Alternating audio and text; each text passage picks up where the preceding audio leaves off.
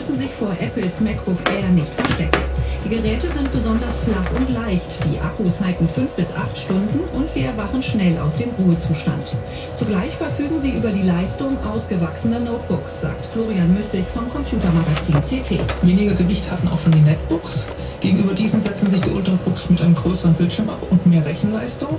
Sie kosten allerdings auch deutlich mehr, statt 250 € um die 1000. Aufgrund der extrem flachen Bauweise muss man bei den Ultrabooks, ähnlich wie beim MacBook Air, auf manches verzichten, das bei herkömmlichen Notebooks zum Standard gehört. Die ersten Ultrabooks, die jetzt auf den Markt kommen, haben kein optisches Laufwerk, weil die Gehäuse flach sind, haben sie auch wenige Anschlüsse.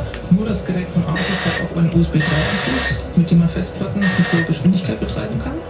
Generell ist bei so kleinen Notebooks immer die Sache, dass die Displays klein sind mit geringerer Auflösung. Jetzt nicht so schlimm wie bei Notebooks, aber doch anders als bei großen Notebooks. Und auch, dass die Tastaturen kleiner sind. Damit sind die Ultrabooks die perfekten Begleiter für unterwegs, im Zug oder